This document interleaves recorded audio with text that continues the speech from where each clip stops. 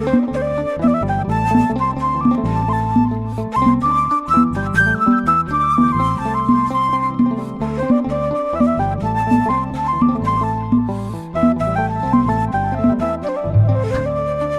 እግዚአብሔር ይብዛላችሁ በያላችሁበት እንደምን አላችሁ እንደምን ቆያችሁ። እግዚአብሔር አምላክ በድጋሚ ስላገናኘን ስሙ ይክበር ይመስገን። ወደ መርከብ ሚዲያ ቤተሰቦቼ እንግዲህ በቅድሚያ እንኳን አደረሳችሁ ለማለት ወዳለሁኝ። እንግዲህ ያለንበት ወቅትና ሰዓት እንግዲህ ኦልሞስት እንግዲህ ለብርሃነ ትንሣኤው እንኳን አደረሳችሁ ብለን የምንጠያይቅበት ዋዜማ ላይ ያለነው ማለት እንችላለን። አሁን ህማማቱ እንግዲህ ከሰኞ ጀምሮ ህማማቱን የክርስቶስ ህማሙን ለእና ለእናንተ ሲል የከፈለውን ዋጋ እያሰብን ያንን በመታሰቢያነት የምናሳልፍበት ያንን መታሰቢያ አድርገን የምናሳልፈው ወቅት ነውና እንኳን አደረሳችሁ ለማለት ወዳለሁ። እንግዲህ ለትንሣኤው ብቻ ሳይሆን ለህማሙም መድረሳችን ለእና ለእናንተ ያንን ለማሰብ መድረሳችን በራሱ ትልቅ ስጦታ ነውና ለዚህ ያንን ታሳቢ ያደረገ ሰላምታ ነው በቅድሚያ ለእናንተ ማቅረብ የምፈልገው። ይህንን ካልኩኝ በዛሬው በኖህ መርከብ ሚዲያ ቆይታችን በጣም ደስ የሚሉ እጅግ በጣም የሚያስቀኑ መንፈሳዊ ቅናት ማለት ነው። ምናልባት እንግዲህ ሰሞኑን በኢንተርኔት ላይ ያየነው ብዙዎችን እያነጋገረ ያለ አንድ ሃይማኖታዊ ክርክር አይታችኋል ብዬ አምናለሁ። ያላያችሁ አትኖሩም ብዬም ብናገር ድፍረት አይሆንብኝም። ወንድማችን አንድ ዲያቆን ምህረት የተባለ በአሜሪካን ሀገር የሚኖር ሁለት አባትና ልጅ ፓስተሮችን እንግዲህ ነክሊፍን ማለት ነው ከነሱ ጋር ያደረገው ሃይማኖታዊ ክርክር ወይም ዳያሎግ ነበርና ያንን መነሻ ማድረግ ነው ቆይታ ልናደርግ የምንችለው በሚል ነው ዛሬ ተመልሼ የመጣሁት። ሰሞኑን እንግዲህ ጠፋጠፋም ብያለሁኝ። በዛው አጋጣሚ እንግዲህ ይቅርታ ለማለት ወዳለሁኝ። በእግረ መንገዴን በትናንትናው ማታ ላይ ወደ 5 ሰዓት አካባቢ ላይቭ ፕሮግራም በሚል እንደው ዝም ብዬ ለሙከራ ገብቼ ነበረ። ፕሮግራም ይዤ አልነበረም የገባሁት ሆነ ለመናገር ለሙከራ ብቻ ነው። ስለዚህ በዛው አጋጣሚ ኮሜንት የሰጣችሁኝ እህቶችና ወንድሞች ነበራችሁ። ኮሜንታችሁን አይቻለሁኝ። ቴንኪው ለማስተካከል ሞክራለሁኝ። የቀረጻውን በተመለከተ እሱን ለማስተካከየ በድጋሚ እንግዲህ ምናልባትም ሰፋ ባለ ሰዓትና ጊዜ ልንገናኝ እንችላለን ብዬ አምናለሁ። ከ30 እና ከ35 ኦልሞስት እስከ 40 ደቂቃ ሊሆን በሚችል አይነት ቆይታ የላይቭ ፕሮግራም ወደፊት ይኖራል ብዬ ተስፋ አደርጋለሁኝ። እስካሁን በኖህ መርከብ ሚዲያ ላይ ላይቭ እንደዚህ ቀጥታ ተገናኝተን ተወያይተን አናቅም። ወደፊት ግን ይሄ ሐሳብ ስላለኝ ምናልባትም ዛሬ ማታም እንደዚሁ ልገባ እችላለሁ ላይቭ ኦርሙ ነገም ልገባ እችላለሁ። ስፔሻሊ ቅዳሜና እሁድ ላይ ማታ ላይ ከዚህ በኋላ ላይቭ ፕሮግራም ሊኖረን ይችላል ብዬ መናገር እችላለሁ ከወዲሁ ማለት ነው። ይሄንን ካልኩኝ ይቅርታ ይሄንን ካልኩኝ እንግዲህ ቅድም መግቢያ ላይ ለመናገር እንደሞከርኩት ወንድማችን ዲያቆን ምህረት ከአባቱ ጋራ ያደረገውንም ቆይታ ነው ማስደምጣችሁ። አባትየው ካህን ናቸው። በጣም የካህን ልጅ ነው። እሱም ዲያቆን ነው። እንግዲህ አንዳንዴ ምንድነው ከመምህሩ ደቀ መዝሙሩ እስከሚባል ድረስ ማለት ነው። ይሄንን አነጋገር እውን ያደረገ በሚመስል መልኩ ጭምር ነውና ወንድማችን ዲያቆን ምህረት የፕሮቴስታንት ፓስተሮችን ግብ አድርጎ በተለይ በሚስጥረ ቁርባን ላይ በጥምቀቱ ላይ በተለይ በቃ ከዚህ ከክርስቶስ ሰው መሆንና ከቁርባን ጋር በተገናኘ በክርስቶስ ስጋና ደም ላይ በተመለከተ ያደረጉት ቆይታ ነበርና እጅን ባፈ የሚያስጭን ብዙዎችን ያስደሰተ አንዳንድ ጊዜ እግዚአብሔር ሰው አለው ብለን እንድንናገር ሁሉ የሚያደርግ ቆይታ ነበር የተደረገውና እኔና እናንተ ኦርቶዶክሳውያን እህቶች ወንድሞቼ ከወንድማችን ከዲያቆን ምህረት ምን እንማራለን? እንደው በዛው አጋጣሚ ወንድማችን ዲያቆን ሄኖክም የዲያቆን ምህረትን ቆይታ ከተመለከተ በኋላ ምህረት የለሹ ምህረት በሚል ያጋራው አንድ ጽሑፍ ነበርና እጅግ በጣም ልክ የሆነ አጠራርና ስያሜ ነው እና በጣም ያስደሰተኝም ሐሳብ ነበርና ወንድማችን ዲያቆን ሄኖክ ስለ ዲያቆን ምህረት ያደረገውን ቆይታ መነሻ በማድረግ እንግዲህ የኛ የዘመናችን ጀግና ማለት እንችላለን በዚህ በወንድማችን ማለት ነውና ግን የፕሮቴስታንቱ ዓለም መነሻው የተንሻፈፈ ሂደቱም የተንሻፈፈ እንደዚሁም ደግሞ አስተምሮም የተንሻፈፈ የሆነበትን ሐሳብ መነሻ ማድረግ ሲሞግታቸው ነበረ። በጣም ነው የሚገርመው። ብዙዎች እንግዲህ አይታችኋል ብዬ ስለማምን ነው ሁሉንም መጥቀስ የማልችለው። ከዲያቆን ምህረት ምን እንማራለን? አባትና ልጅ ያደረጉት ቆይታም ጭምር ስላለ እሱንም ብታደምጡት የሚል ግብዣ አለኝ። መጀመሪያ በቅድሚያ አባትና ልጅ አይመስሉም አንዳንድ ስታዋቸው ኢቭን ራሱ ያደረጉት ቆይታ ማለት ነውና ስማርት በጣም ደስ የሚሉ በጣም የሚማርኩ መንፈሳዊ ቅናት የሚያስይዙ ናቸውና እነሱን ካየን በኋላ እኛስ ከዚህ ምን መማር አለብን የሚለውን ዋናውና መሰረታዊ ጭብጥ ነገር እሱ ላይ ነው ፎከሴ በዛሬው በዲያቆን ምህረት ቆይታ ማለት ነው። እስኪ አባትና የልጅን ቆይታ ላስቀድምና ወይም ላስደምጣችሁ የመጀመሪያው ማለት ነው። ከዛ በኋላ ወዲያው ይሄ ክርክር የተደረገው ባልሳሳት ሐሙስ ነው አይደለም? ግን ተዘጋጅተህበት ነበር? እንዴት ነው ወደ ክርክሩ የገባው? እስቲ ለሰዎች ግለጽላቸው። እስቲ ምንድን ነበረ እዛ? እንዴት ልትሄድ ቻልክ? ምክንያቱም አንተ ሃርቫርድ ነው የምትማረው፣ ክርክሩ የተካሄደው ኤምአይቲ ነው የተካሄደው እና እንዴት ወደዛ ልትሄድ ተዘጋጅተህ ነበረ? ምንድን ነው የወሰደ? በአጋጣሚ ነው። ረቡዕ ማታ አንድ ሰው ማላውቀው ማለት አንድ ሁለቴ የተገናኘ ነው። አንድ ሁለቴ ነው እንግዲህ ሰው ያገኘሁት እና በአጋጣሚ ያገኘሁትና ነገ ክሊፍ እንደሚመጣ ታውቃለህ ብሎ ጠየቀኝ። እኔ አልሰማውም። ስመልስለት ቴክስት አደርግልሃለሁ ነገ ይመጣል ቦስተን አለ እና ኤምአይቲ ይሄዳል፣ ከዛ በኋላ ሃርቫርድ ይሄዳል አለኝ። እንግዲህ እኔ አርብ ለመድኃኔዓለም ሌላ ሀገር ስለሚሄድ ሐሙስ እዛ ሄጄ ላገኘው ብዬ ሐሙስ ነው ኤምአይቲ ሄድኩት። ግን በጣም አጋጣሚ ነው። ራሱ እግዚአብሔር ነው ያዘጋጀው። ልበ አምላክ ዳዊት ኩሎ ዘፈቀደ ገብረ እግዚአብሔር እንዲል የእግዚአብሔር ነገር መሆኑ ነው እንጂ ያ ሰው ባላገኘው ሳላውቅ መጥቶ ይሄድ ነበር። ለምንድን ነው ክሊፍን ማግኘት የፈለግ? ጥሩ ጥያቄ ነው። እንግዲህ ክሊፍ እና ስቱዋርት ያው ከኛ ቤተ እምነት ውጭ ቢሆኑም ብዙ ጥሩ ስራ አድርገዋል። ማለት እግዚአብሔር የለሾች ሌሎች ሃይማኖት ያሉ ሰዎችን ወደ ክርስቶስን ማወቅ አምጥተዋል። ይህ ትክክል። ነገር ግን ብዙ የሚያሳዝን በጣም ጥሩ ያልሆኑ እንግዲህ በእኛ ቋንቋ በኦርቶዶክሳዊ ቋንቋ ኑፋቄዎች የሚባሉ የሐሰት ትምህርቶችም ያስተምራሉ። ወደ መርከብ ሚዲያ ቤተሰቦቼ እንግዲህና አባትና ልጅ ያልኳችሁ ቀጣይ አሁንም ማስደምጣችሁ ሌላ ደግሞ ይኖረኛል። ምናልባትም በቤተሰባዊ ህይወታቸውን በተመለከተ ምን አይነት ቆይታ እንዳደረጉም አስደምጣችኋለሁኝ። ይሄንን ፕሮግራም የማስቀምጥበት ወይም ያቀረብኩበት ምክንያቱ ከነሱ እኛ ምን እንማራለን የሚለውን መሰረታዊ ነገር እሱ ላይ ነው ዋናው ፎከሴ በኖህ መርከብ ሚዲያ ዛሬው ቆይታችን የሚሆነው። ምን ለማለት ነው እንግዲህ የክርስቶስን ስጋና ደም በተመለከተ በነገራችን ላይ ከኛ ቤተ እምነት ውጭ ያሉ ሰዎች የክርስቶስን ስጋና ደም በመንበላና በመንጠጣበት ሰዓት ክርስቶስ ሰው ስለሆነ ማለት ነው ሰው ይበላሉ ብለው የሚያምኑና በዛ እነ ክሊፍም ያን ሐሳብ እንደዛ አድርገው ለመግለጽ የሄዱበትን ርቀት ነበረ ወንድማችን በደንብ አድርጎ ልካቸውን ሲናገር የነበረውና ምናልባትም የመጀመሪያዎቹ ክርስቲያኖች የሚባሉትን በአንደኛውና በሁለተኛው መቶ ክፍለ ዘመን አካባቢ የነበሩትን መነሻ ያደረገ ከነሱ ጋር ያለውን አስተምሮ መነሻዎቻችን ወይም ደግሞ ከሐዋርያት ጀምሮ ያለውን የሃይማኖታዊ ሂደት በተመለከተ ሲተችና ሲነጋገሩ ወይም ዳያሎግ ሲያደርጉ ነበርና ማጣፊያው እስከሚያጥራቸው ድረስ ሁለቱንም ቀጥ አድርጎ ይዞ ሲከራከራቸው ነበር። እንግዲህ በዋናነት ጎላ ብሎ የታየው ቆይታቸው በዚሁ በሚስጥረ ስጋዊ ላይ ሆኖ የክርስቶስን ስጋ በመብላትና ባለመብላትና የክርስቶስን ስጋ መብላት ምን እንደሚያስገኝ አለመብላትና አለመጠጣት ደግሞ ምን አይነት ነገር እንደሚያመጣ ጭምር በሰፊው ይሄ ደግሞ መጽሐፍ ቅዱሳዊ መሆኑንም ቆይታ ያደረጉበት ነውና ግን ፓስተሮቹ ይሄንን ሲቃወሙ ነበር በነገራችን ላይና ልክ የክርስቶስን ስጋ መብላትና መጠጣት ልክ እነሱ እንደሚያስቡት የሰው ስጋን እንደመብላት ይሄ ካኒባሊዝም እንደሚባለው አይነት አስተምሮ ይሄ የጣዖት አስተምሮ ይሄ ፓጋኒዝምን አስተምሮ አይነት ነበረ ለመርጨት የሞከሩትና እሱ ግን የክርስቶስን ስጋና ደም መብላት ማለት እና እናንተ እንደምናስበው አይነት ስጋና ደም ማለት አይደለም።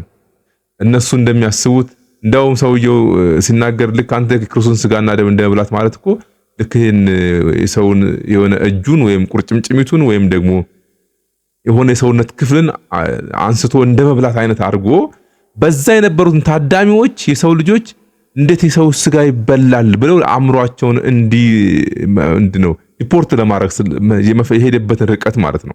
እንደዛ አይደለም አስተምሩ። እንደዛ አይደለም። መነሰንስ ምን ማለት ነው? እና እናንተ የክርስቶስን ስጋ የምንበላውና የምንጠጣው ለምንድን ነው? ኦርቶዶክሳውያኖች ወንድሞቼ ህብስቱን በስጋው ወይኑን ደግሞ በደሙ ተመስሎ በሥርዓተ ቅዳሴ ጊዜ ቅዳሴ ሲቀደስ የህብስቱ ወደ እውነተኛው የክርስቶስ ስጋ ህብስቱ ደግሞ ወደ እውነተኛው ደሙ ወይኑ ደግሞ ወደ እውነተኛው ደሙ ወደ ክርስቶስ ደም እንደሚቀየር ቤተክርስቲያናችን ይሄን በደንብ አድርጋ ታስተምራለች። እንዴት እንደሚለወጥ መቼ እንደሚለወጥ ምናምን ስርዓቱን ግን ይሄንን ቤተክርስቲያን ላይ ሄደን በደንብ መረዳትና መገንዘብ አለብን። የሚቀድሰው ካህን እንኳ ቅዳሴው መቀደስ እንጂ የክርስቶስ ስጋና ደም መቼ ምን ሰዓት ላይ የሚለወጥባትን ሰዓት ማንም አያውቅም። ይሄን የሚያውቀው መንፈስ ቅዱስ ብቻ ነው። በነገራችን ላይ መንፈስ ቅዱስ ብቻ ነው። ከመጀመሪያው ቅዳሴው ጀምሮ እንግዲህ አስቡት ከአሃዱ ተብሎ ተጀምሮ እስከ መጨረሻው የቅዳሴው ስነ ስርዓት እስከሚጠናቀቅበት ሰዓት በሚደረገው ስርዓት በዛን ያክል ሰዓት ምን ሰዓት ላይ ስጋው ህብስቱ ወደ እውነተኛው አማናዩ ወደ ሆነው ወደ ክርስቶስ ስጋና ደም እንደሚቀየር ካህኑም ማያቅም፣ ዲያቆኑም ማያቅም፣ ምእመኑም ማያቅም። ይሄን ስልጣን ይሄን ሚስጥር በእግዚአብሔር መንፈስ ቅዱስ በእግዚአብሔር በአብ በእግዚአብሔር ወልድ በእግዚአብሔር መንፈስ ቅዱስ በስላሴ ብቻ የሚታወቅ ነው። የሚቀይረውም ራሱ ክርስቶስ ነው፣ ወደ እውነተኛው ስጋው ማለት ነው፣ ህብስቱን ማለት ነው። አሁን ወደፊት የምናከብረው ሐሙስ ጸሎት ሐሙስ ተብሎ ለቅዱሳን ሐዋርያት ክርስቶስ ይሄ ወደፊት ለዓለም ሁሉ የሚቆርሰው ስጋዬ ነው፣ ይሄ ደግሞ የሚፈሰው ደሜ ነው ብሎ የሰጣቸው ማለት ነው። ያ ህብስትና ያ ወይን ማለት የክርስቶስ ስጋና ደም በሱ ላይ ነበረ መሰረታዊ ጥያቄ አድርጎ ወንድማችን ከፓስተሮች ጋር ሲከራከር ያው ትትና ባለው ክርስቲያናዊ ስርዓት ባለው በትዕግስት የተረጋጋ የሰከነ አስተምሮ በደንብ አድርጎ ልካቸውን ሲነግራቸው ነበር። መጨረሻ ላይ የሚመልሱት ሲያጡ እስከሚያፍሩ እስከሚሸማቀቁ ድረስ ለምን በዙሪያቸው እነሱን የሚከተሉ በርካታ ሰዎች ነበሩ። ቁጭ ብለው አይታችኋቸዋል መድረኩ ላይ ኢቭን ራሱ ማለት ነው። እነሱን ትክክል ናቸው ብለው የሚከተሉ በጣም ብዙ ነበሩ። ወንድማችን ዲያቆን ምህረት ግን ምህረት የለሹ ምህረት ልክ ዲያቆን ሄኖክ እንዳለው አፋቸውን በእጃቸው እስከሚጭኑ ድረስ እጃቸውን በአፋቸው ላይ እስከሚጭኑ ድረስ ሲያስደምም ዓለምን ሁሉ ነው ያስደመመው። በነገራችን ላይ እነኚህ ሰዎች ማለት በነገራችን ላይ እንደ ጸሐፍት ፈሪሳውያን እንደ ሰዱቃውያን ይሄንን ስጋና ደም እንደ ይሄን ቤተ መቅደስ እናንተ ብታፈርሱት እኔ ድጋሚ ያስነሳዋለሁ ሲላቸው እንደ የሰለሞንን ቤተ መቅደስ ይሄን ያክል ዘመን የተሰራውን ቤተ መቅደስ አፈርሰህ እንዴት እንደገና ሰራዋለሁ ብለህ ትላለህ እያሉ በዛን ዘመን ማለት ነው ክርስቶስ ከ2000 ዓመት በፊት ማለት ነው ክርስቶስ ሲያወራ የነበረው ስለራሱ ሰውነት ነው። በመስቀል ላይ ተሰቅሎ እንደሚሞት ነበረ ሲነግራቸው የነበሩት። እነሱ ግን ስለ ሰለሞን ቤተ መቅደስ ነበር ሲያወሩ የነበሩት። አልተግባቡም ማለት ነው በሰዓቱ። ከዚያም ስጋዬን የበላ ደሜን የጠጣ ዘላለም ሕይወት አለው እያለ ሲናገራቸው እነሱ ያስቡት የነበረው ልክ እንደነ ክሊፍ አይነት አስተምሮ ነበረ። የሰው ስጋ እንዴት ይበላል እያሉ ይሉ ነበረ። ግን የሰው ስጋ የሚበላው ስጋ ምን አይነት ስጋ እንደሆነ ታውቃላችሁ አይደለ? ነፍስ የተለየው መለኮት የተዋሃደው እኔና እናንተ የምንበላው ስጋና ደም ያ ነው። ነፍስ የተለየው መለኮት የተዋሃደው ስጋ የምንበላው ስጋና ደም ይሄ ነው። ነፍስ የተለየው መለኮት የተዋሃደው ለምንድን ነው እንደዛ የሆነው ካልን እንግዲህ ከድንግል ማርያም ከስጋዋ ስጋ ከነፍሷም ነፍስ ነሳ ነው የምንለው። ነፍስ ያለው ስጋ በላን ካልን እንግዲህ የፍጡር ስጋ ሊባል ስለሚችል እንደዛ አይደለም አስተምሮ። ለምን እውነት ነው ድንግል ማርያም ከአዳም ወገን የተገኘች እንደ ማንኛውም የሰው ልጅ የተፈጠረች ናት።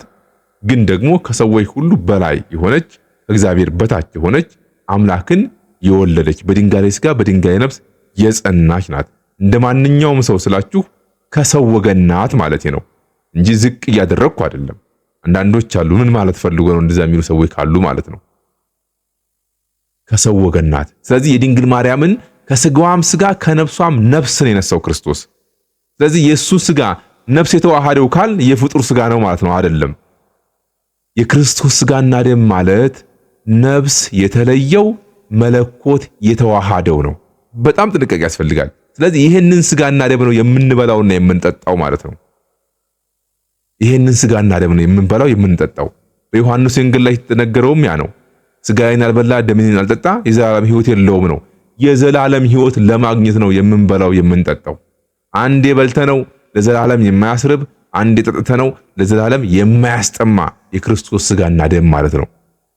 ህብስቱን እንደዚሁ ወይኑም የክርስቶስ በደሙ ህብስቱ ደግሞ በስጋው ተመስሎ ቤተክርስቲያናችን ይሄን አዘጋጅታ በሥርዓተ ቅዳሴው ወደ እውነተኛው ወደ አማናዊው ስጋና ደሙ ተቀይሮ እኔና እናንተ እንበላለን እንጠጣለን። ይህን የምናደርገው ግን መጀመሪያ እኔና እናንተ ንስሐ ገብተን ታጥበን ነው። በስጋዬ ቋንቋ አንድ ሰው ንጹህ ልብስ ለመልበስ መጀመሪያ ሻወር መውሰድ አለበት። ሻወር ካልወሰደ ከቁም ሳጥኑ ላይ ወይም ከቦርሳው ወይም ከሻንጣው ውስጥ ያጠበ ልብሱን አውጥቶ ቢለብሰው ምንድነው ሊፈጠር የሚችለው? እውነተኛውን የክርስቶስ ስጋና ደም ለመውሰድ መጀመሪያ ንስሐ መግባት፣ መታጠብ፣ የነፍስ ንጽህና ማለት ነው። ከዛ ስጋው ደሙን እንወስዳለን። ከዛስ የዘላለም ሕይወት እናገኛለን ማለት ነው። እነ ክሊፍ ሆዬ ይሄንን ነበር ሲክዱ የነበሩት። እንዴት የሰው ስጋ ይበላል? እና እናንተ እንደምናስበው ካኒባሊዝም እንደሚባለው ሰውን ሰው የመብላት አይነት ማለት ነው። እንደዛ አይደለም። ክርስቶስ ሰው ብቻ አይደለም አምላክም ነው። ፍጹም ሰው ፍጹም አምላክ ነው። የምንበላው ስጋና ደም አሁንም ደግመዋለሁ፣ ነፍስ የተለየው መለኮት የተዋሃደው ነው የምንበላው የምንጠጣው። በዚህ ዙሪያ ላይ የነበረ ወንድማችን ዲያቆን ምህረት እነ ክሊፍን አፋቸውን ያስያዛቸው የሚመልሱት እስከሚያጡ ድረስ። ያ ብቻ አይደለም። በአንደኛውና በሁለተኛው መቶ ክፍለ ዘመን የነበሩ ክርስቲያኖችንና አማኞችን ሊቃውንቱን እያነሳ ሊሞግታቸው ሲል እነሱ ግን እነ ሉተር ከነበሩበት ሰዓት ጀምሮ ያለውን ታሪክ ለመናገር ይሞክራሉ። መነሻ ምንጭ የሚባል ነገር አለ። ስለዚህ ያንን ታሳቢ ያደረገ ቆይታ ነበር የተደረገው። እጅግ በጣም ደስ የሚል አስተማሪ፣ ቁም ነገር የሚያስጨብጥ ዓለም ሁሉ ራሱን እንዲጠይቅ የሚያደረገበት ነው። በነገራችን ላይ ብዙዎች የኢትዮጵያ ኦርቶዶክስ ተዋሕዶ ቤተክርስቲያን ልጅ የሆነ እያሉ ነው የሚናገሩት። ስለ ቫቲካን 1 2 3 ጉባኤ እያነሳ ሁሉ ለመጨቃጨቅ ሞክሩበት ካያችሁት በደንብ ማለት ነው። ወንድማችን ዲያቆን ምህረት ግን እኔ ካቶሊክ አይደለሁም፣ ስለ ቫቲካን ጉባኤ ለምንድን ነው የምታነሳልኝ? መነሳት ካለበትም በኦርቶዶክስ ስም የተደረጉ ጉባኤዎች አሉ፣ እነሱን አንሳልኝ ስለው ነበረ። ግን አይደለም፣ እሱን አልነበረም ሊያነሳ የፈለገው። ክሊፍና አብሮት የነበረው ጉባኤው ላይ የነበሩ ማለት ነው፣ አባትና ልጅ ማለት ነው። ስለዚህ ወንድማችን አኩርተህናል፣ ኮርተንብሃል። ይሄ ነው ልል የምችለው። እስኪ የቤተሰብን ሚና እስከምን ድረስ ነው የሚለውን በተመለከተ ራሳቸው አባትና ልጅ ያደረጉትን ቆይታ ደግሞ እናድምጥና ተመልሰን እንገናኛለን።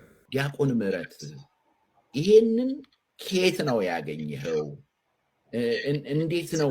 እኔ ማወቅ ፈልጋለሁ ስለ እምነቴ። ብዙዎች የሚጠይቁት ጥያቄ ነው እና ኮሜንትም ላይ አይተሃል። ስለ እምነቴ ባለማወቄ ቆጭቶኛል፣ ማወቅ ፈልጋለሁ ስለ እምነቴ። ምንድን ነው የምትመክረን? አንተ እንዴት ነው እንደዚህ በወጣትነት ህይወትህ ወደ አባቶች ትምህርት እንደዚህ ዘልቀህ የገባኸው? በዛ አስቸጋሪ ጊዜ ውስጥ እንዴት ነው እንደዚህ ልታደርግ ይቻልከው? እና ምንድን ነው የምትመክረን የሚል ጥያቄ እያቀረቡ ነው። እና ከአንተ ተሞክሮ ምንድን ነው የምትመክራቸው ነገር? ምንድን ነው ወደዚህ ነገር የሳበህ ነገር? ምንድን ነው እንድትመጣ ያደረገ ነገር ምንድን ነው? እንግዲህ ቤተሰብ ትንሿ ቤተክርስቲያን መሆኗ ቅዱስ ዮሐንስ አፈወርቅ አስረድቶናል። ስለዚህ ይሄ ጥያቄ ለአንተ ነው መሰጠት ያለበት። ለምን በእውነቱ እኔ ምን አውቄ እድሜ ልኬ ከአንተ የተማርኩ አብረን ወደ ቤተክርስቲያን ወደ ትምህርት ቤት ስንሄድ የ40 ደቂቃ የመኪና ጉዞ ሁሌም የምናነበው የነገረ መለኮት መጽሐፍ ነው ወይም የአባቶች መጽሐፍ እና ያነበብን ደግሞ አንዳንድ ያስቆምከኝ የተነጋገርን ያን ጽሁፉ በጣም ከባድ ከሆነ እኔ በሚገባኝ መንገድ ያስረዳኝ። እሱ ብቻ ሳይሆን ያው የአእምሮ እውቀትም አለ፣ ነገር ግን የልብም አለ እና አብረን ስንጸልይ እንደ ቤተሰብ ስንጸልይ መጽሐፍ ቅዱስ አብረን ስናነብ ማታ ማታ አንዳንዴም ደግሞ አንተ ያስነሳኝ እስኪ አስተምረን እያልከኝ ስትጋብዘኝ ይህ ሁሉ በጣም ነው የረዳኝ። ስለዚህ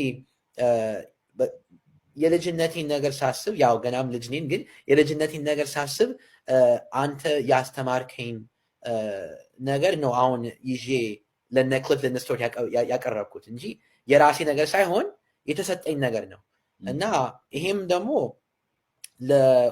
ለብዙ ወላጆች ጥሩ መልእክት እና ትልቅ መልእክት ነው። ማለት ልጆች የሚማሩት ከወላጆቻቸው ነው። አባታቸው ከጸለየ እነሱ ይጸልያሉ። እናታቸው ከጾመች እነሱም ይጾማሉ። ስለዚህ ልጆች በመንፈሳዊ ህይወት ለመንፈሳዊ ህይወት ትኩረት ካልሰጡ አብዛኛው ጊዜ ምክንያቱ ወላጆቻቸው ለመንፈሳዊ ህይወት ትኩረት ስላልሰጡ ነው። ስለዚህ ብዙ ጊዜ እኛ ልጆች እያለን ነው የምናስበው፣ ግን መጀመሪያ በትህትና ነው። ግን ወላጆችም እናንተም የራሳችሁን ህይወት ማሰብ፣ ማየት፣ ማሰላሰል አለባችሁ። እናንተ ንስሐ ካልገባችሁ እንዴት ነው ልጆቻችሁ ንስሐ የሚገቡት? ስለዚህ ያ ነው። ይሄ ትልቅ ብዙ ልጆች የሚጠይቁት ጥያቄ ነው። ለምሳሌ ልጆችን ቅዱስ ቁርባን ጋር ደርሰው እነሱ ይሸሻሉ። ከዛ ልጆቹ ሲያድጉ ደግሞ እነሱም አይተው መቁረብ ያቆማሉ። ስለዚህ አሁን እዚህ ላይ ግን አንድ አብሮ የሚጠየቅ ኦኬ፣ አንተ የቄስ አባት አለህ ይሄ ነው ማለት ነው ሊሉ ይችላሉ። እና አንዳንዴ ምዕመናን ራሳቸው እምነታቸውን እንትን ለማለት ለማጠንከር በቅዱሳት መጻሕፍት እውቀታቸውን ለማስፋት ምን አይነት ስቴፕ ቢጠቀሙ ይችላል? ምን አይነት እርምጃ? እኔ እንግሊዘኛ እየተናገርኩ ነው ማለት ነው፣ አንተ በአማርኛ እየተናገር ምን አይነት እርምጃ ቢጠቀሙ ጥሩ ነው ብለህ ታስባለህ? ለምንድን ነው ይሄን የምለው? አንተ ያለህን እድል ሌሎቻችን አላገኘነውም ሊሉ ስለሚችሉ ምንድን ነው ማድረግ ያለባቸው? ተግባራዊ የሆነ ፕራክቲካል የሆነ ተግባራዊ የሆነ እርምጃ ምናልባት ከአንተ የሚመጣ ካለ። ብዙ ሰው ይህን ጥያቄ ሲጠይቀኝ እኔ የምለው በዘመን ኢንተርኔት ሁሉ ነገር ክፍት ነው። ሁሉ ነገር መያዝ እንችላለን፣ መጨበጥ እንችላለን እና መጀመሪያ የሚያስፈልገው ያው መጽሐፍ ቅዱስን ማንበብ አለብን። ግን መጽሐፍ ቅዱስ የሚነበበው እንዳልኩት ከቤተክርስቲያን ከሰጠችን ትርጓሜ ጋር ነው እና የነ ቅዱስ አግናጢዮስ ጽሁፎች፣ የነ ቅዱስ ቀለሜንቶስ፣ የነ ቅዱስ አትናቴዎስ አሁን በፊት የዘረዘርኳቸው ስሞች የነሱ ጽሁፎች ኦንላይን ኢንተርኔት ላይ አሉ። በአማርኛ መሆናቸውን አላውቅም፣ ግን እንግሊዝኛ በጣም በቀላሉ ይታወቃል። ስለዚህ የኔ ዕድሜ የሆኑ ወጣቶች ይሄን በቀላሉ ማግኘትና ማንበብ ይችላሉ። ደግሞ አውቃለሁ ብዙ ጓደኞቼ ለነሱ ነግሬያለሁ፣ ሄደው ያነበቡ በጣም አይቻለሁ በአይኔ። አንዳንዶቹ ራሱ በስመ አብ ወወልድ ወመንፈስ ቅዱስ ማለት የማይችሉ ልጆች ያነበቡ የአባቶችን መጽሐፍ በማንበብ ምስጢረ ሥጋዌን ሲተነትኑ፣ ምስጢረ ሥላሴን ሲተነትኑ አይቻለሁ እና ይቻላል። ተለውጠው አዎ። ለምን እስመ አልቦ ነገር ዘይሳነው እግዚአብሔር እና እግዚአብሔር የሰጠን ትልቅ የሆነ ከወርቅ በላይ የሆነ ምርጥ የሆነ ነገር አለ። ለእግዚአብሔር የሚሳነው ነገር የለም። ለእግዚአብሔር የሚሳነው ነገር የለም። አዎ እውነት። ስለዚህ ከወርቅ ይልቅ ምርጥ የሆነው የአባቶች ጽሑፍ አሉ እና እሱን ማንበብ በጣም ይረዳን። መጽሐፍ ቅዱስን ማንበብ በጣም ይረዳን። መጽሐፍ ቅዱስ ስናንብ ብዙ ጊዜ ሐዲስ ኪዳን ብቻ ነው የምናነበው እና አንዳንዴ ሐዲስ ኪዳንን አንብበን የብሉይ ኪዳንን ኮንቴክስት ነው በአማርኛ ኮንቴክስት አውድ የብሉይ ኪዳንን አውድ ካላወቅን ወይም ካላነበብን አይገባንም ብዙ ጊዜ። ለምን ሐዲስ ኪዳን የተጻፈው እንግዲህ በአይሁድ ክርስቲያኖች ነው። ስለዚህ እነሱ ብሉይ ኪዳንን አንብበዋል። ቅዱስ ጳውሎስ የኦሪት መምህር ነው፣ ፈሪሳዊ ነው። ስለዚህ ሐዲስ ኪዳንን በበለጠ ሁኔታ ለማወቅ ብሉይ ኪዳንን ማንበብ ያስፈልጋል። በተለይ ኦሪት ዘፍጥረት፣ ዘጸአት፣ ኦሪት ዘዳግም፣ ኦሪት ዘሌዋውያን፣ ኦሪት ዘኍልቍ በአጠቃላይ እነዚህ የመጀመሪያ 5 መጽሐፍ ቶራ የሚባሉት ኦሪት የምትባለው ክፍል መነበብ አለባት። እንግዲህ የአባትና የልጅ ቆይታ በዚህ መልኩ ነው። እንግዲህ እንዳያችሁ ይሄ የሚያመላክተው ቤተሰባቸው ውስጥ ምን እንዳይመስል ነው። በነገራችን ላይ አሁን ብዙዎቻችን የምናያቸው የምንመለከታቸው ነገሮች አሉና የልጆቻችሁን በምታሳድጉበት ሰዓት ሁላችሁንም አይወክልም ብዬ አምናለሁ። ኢትዮጵያ ውስጥ አማርኛ መናገር የማይችሉ ልጆች አሉ። በተለይ በግል ትምህርት ቤት የምታስተምሩ፣ ግል ትምህርት ቤት አታስተምሩ ማለት አይደለም፣ ልጆቻችሁን ግን ባህላቸውን፣ እምነታቸውን፣ ማንነታቸውን፣ እምነታቸውን እንዲያውቁ አስተምሩ። ለትምህርት ቤት ማስተማር ማለት ከባህል ከእምነት እንዴት ሰው በገዛ ገንዘቡ ልጁን ለአውሮፓዊና ለምዕራብ ዓለም ይሸጣል? እንደው ይህንን የምንመለከተው ነገር ስለሆነ ወንድማችን በአሜሪካን ሀገር ነው ያለው። በዚህ መልኩ ለእንዲህ አይነት ማዕረግ የበቃው የቤተሰብ ድርሻ ነው። በነገራችን ላይ እኔም በራሴ ቤተሰቦችን የማወቅስበት አንድ መንገድ ሊኖር ይችላል። ምናልባትም እንግዲህ ሳይሆን ግዕዝ አልችልም። ግዕዝ ባለመቻሌ ይቆጨኛል። አሁን ላይ ሆኜ እኔ መማር በነበረብኝ ሰዓት አላቅም። ያን ጊዜ ሊሆኜ ቤተሰቦቼ ማስተማር ነበረባቸው። በዚህ አሁንም ቢሆን የሚሰማኝ ስሜት አለ። ባለማወቄ ባለመረዳቴ ይቆጨኛል። አሁን ላይ የራሴም ዝርክርክለትም እንዳለ ሆኖ ማለት ነው። ካወቅን ነፍስ ካወቅን በኋላ ዛሬ ላይ ልጆቻቸውን የጠቀማችኋቸው ሊመስላቸው ይችላል። ግን ካወቁ በኋላ ካደጉ በኋላ ብዙ ሰው ይቆጫል። አሁን ልክ ነው አሁን እንደቆጨኝ ማለት ነው። ልጆቻችሁን ስትወልዱ በስጋዊ ነገር ብቻ አይደለም መንከባከብ ያለባችሁ። ኢትዮጵያ ውስጥ አሁንም እላለሁኝ አማርኛ የማይናገሩ ልጆች አሉ፣ እንግሊዝኛ ብቻ የሚያወሩ ግን አበሻ ናቸው። በጣም ነው የሚገርመው። ሰው እንዴት እንደዚህ ይሄ እኮ ስልጣኔ አይደለም። በነገራችን ላይ እንዴ የሙሴን እናት አታስታውሷትም እንዴ? በፈርዖን ቤት በሚያድግበት ሰዓት የማንን ባህል ነበር እምነት እስቴቱን እንዴት እናቱ ስትመግበው ነበር እኮ።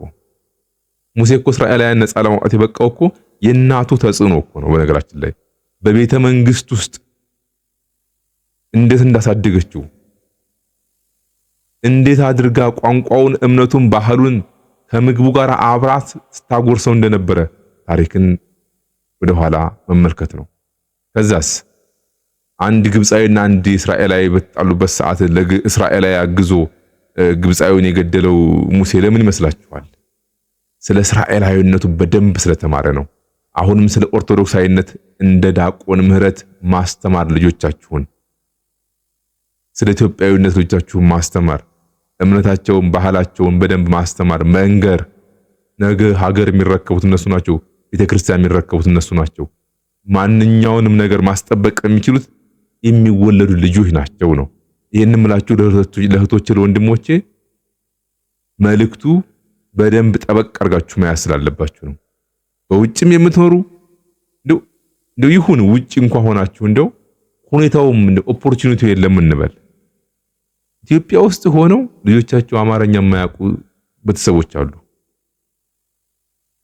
ጾም ምን ማለት እንደሆነ ስለ እምነት፣ ስለ ባህል የማያስተምሯቸው ይጠቅሟቸው እየመሰሏቸው ግን የገደሏቸው ማለት ነው። እየገደሏቸው በስጋቸው መልካም ነገር ልታረጉላቸው ትችሉ ይሆናል። በስጋቸው ሊንቀባረሩ ይችላሉ። ይሄ ብቻውን በቂ አይደለም። ሰው ስጋውን ብቻ ተንከባክቦ ነፍሱን ካላዳነ ምን ይጠቅመዋል? አይደል መጽሐፍ እንደዛ የሚለው።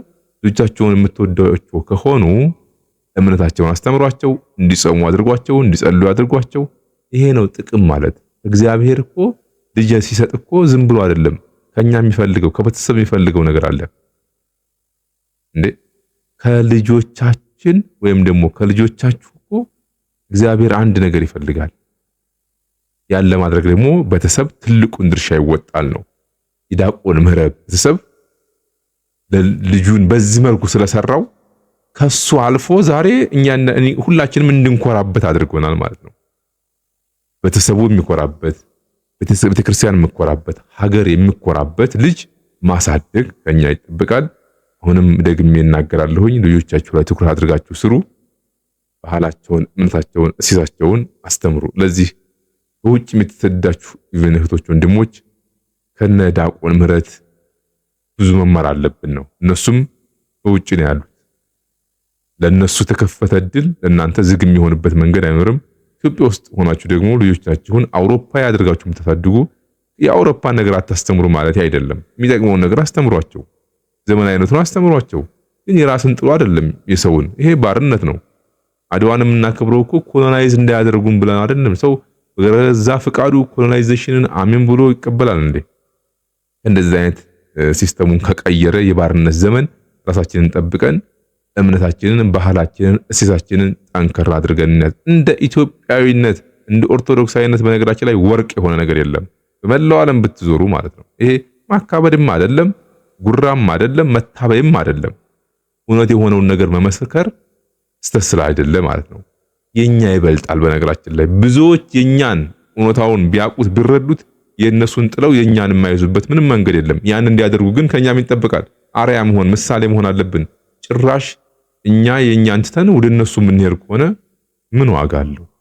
እዚህ ያንን መልእክት እንድትይዙልኝ ለማለት ነው። ዛሬ የነበረን ቆይታ ይሄንን ይመስላል። በዋናነት እንግዲህ በዲያቆን ምህረት ላይ መነሻ አድርገን ያደረገውን ቆይታ መነሻ አድርገን ነው እንግዲህ ቆይታችን ያደረግነው። በቀጣይም እነዚሁ የተለያዩ ሐሳቦችን እያነሳሁኝ ምናልባት እንደ እግዚአብሔር መልካም ፍቃድ ሐሳቤ ከዚህ በፊት የጀመርኩት አንዳንድ ነገር አለ እንቀጥል፣ እሱን በላይፍ ያልኳችሁ ማለት ነው እንማማራለን ብዬ አምናለሁ። እንደ እግዚአብሔር መልካም ፍቃድ ይሄ ነው ያለኝ መልእክት። ምናልባት መጨረሻ ላይ አስቀምጥላችኋለሁ ያልኩት ነበረ።